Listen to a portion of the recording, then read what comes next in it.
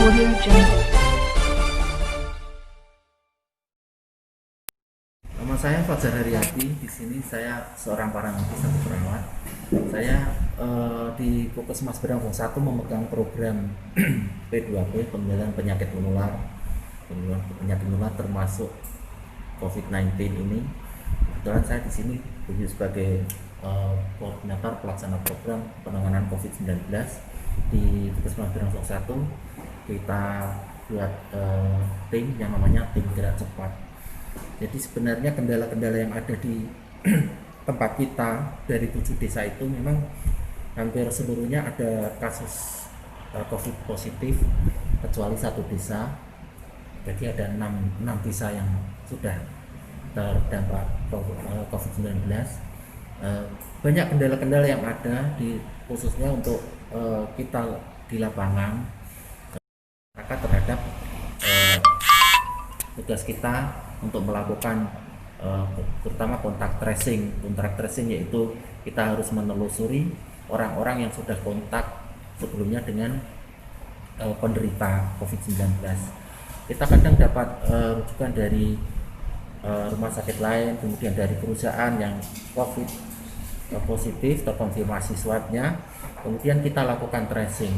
Nah, dalam kendala-kendala ini kita menghadapi banyak sekali kendala, terutama penolakan oleh masyarakat. Kita selalu kerjasama dengan pemerintah desa untuk melaksanakan tugas kami, tapi kendala-kendala itu tetap muncul karena mungkin kita sudah berusaha untuk mengedukasi mereka. Jadi beberapa kali kita datang ke keliling desa untuk memberikan edukasi melalui musola, pengeras suara di musola. Kita menyampaikan bagaimana kita menjaga tetap harus melaksanakan protokol kesehatan. Tapi terutama untuk pelaksanaan awal-awal itu kan semua orang yang kita rapid itu langsung karantina di RSDC. Otomatis mereka harus karantina, mereka penolakannya alasannya terutama mereka harus diisolasi kemudian tidak bekerja, padahal mereka harus tetap bekerja, ekonomi harus tetap berjalan. Dan itulah yang membuat mereka menolak. Kendala pertama waktu awal-awal itu yaitu ketika salah miskomunikasi. Jadi dari pihak desa ada yang menyampaikannya salah, ternyata itu rapid reaktif saja, tapi diumumkannya COVID, sehingga orang itu dikucilkan sampai orang tersebut nggak bisa melaksanakan kegiatan sehari-hari, bahkan mau belanja saja tidak bisa, orangnya lari yang mau dibeli.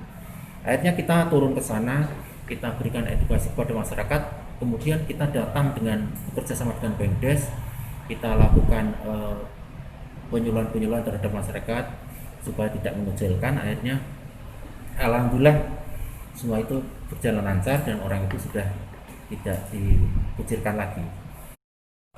Ketakutannya gini, ketika mereka sudah di rapid kemudian reaktif, otomatis dari perusahaan, mereka takut dari perusahaan tempat mereka bekerja itu akan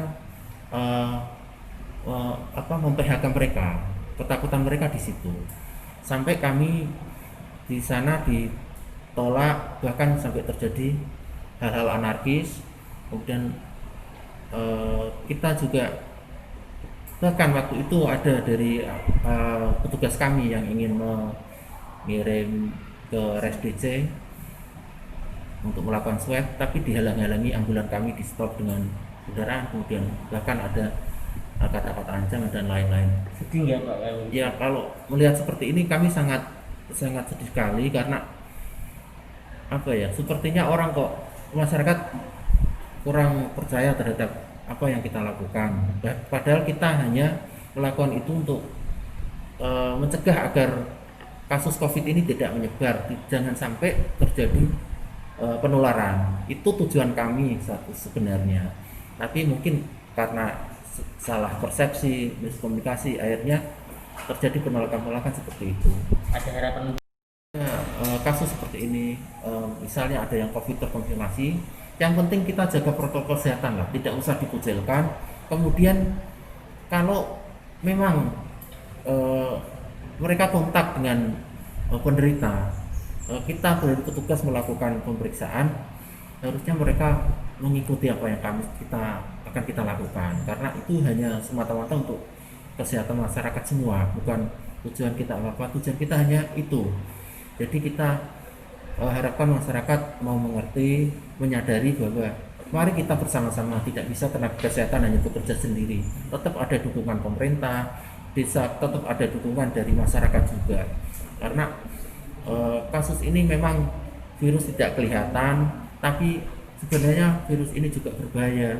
Jadi kalau bisa masyarakat ikut mendukung, bahkan mereka ikut jadi garda terdepan juga untuk mencegah penularan-penularan ini dengan melaksanakan protokol kesehatan yang sudah sering kami sampaikan.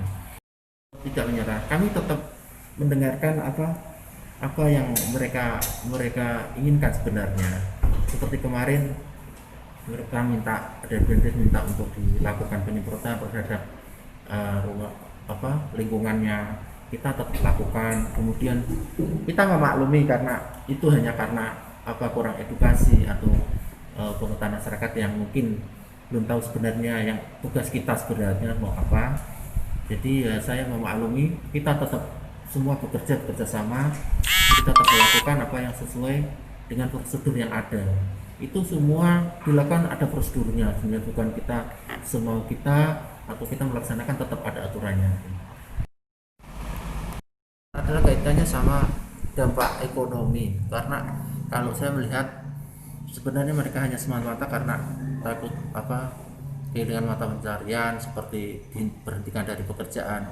Kami memaklumi karena itu tantangan yang utama sebenarnya. Jadi semoga dengan didukung oleh Pemdes dengan anggaran yang ada di Pemdes ini bisa mengatasi semua itu, karena kami hanya menjalankan tugas.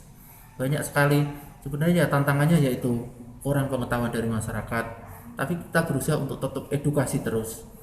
Kami ada tugas promkes juga, promosi kesehatan, yang selalu memberikan kami bersinergi dari program antar program, lintas program di Puskesmas untuk melakukan edukasi.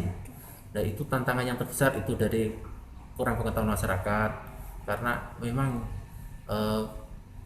banyak sekali kan di medsos beredar banyak yang buat dan lain-lain, itu menjadikan masyarakat kadang bingung. Nah, itulah kita harus tetap bekerja keras untuk meningkatkan pengetahuan mereka tentang COVID-19 ini, biar mereka tetap percaya, karena sebagian masyarakat ada yang nggak percaya bahwa itu hanya rekayasa semata atau dan lain-lain. Kita tetap semangat untuk melaksanakan ini, karena sampai saat ini pun masih ada yang positif, tambah lagi, nanti sembuh, dan lagi ada muncul lagi. Saya harap ini semua masyarakat mau mengerti untuk mendukung kami.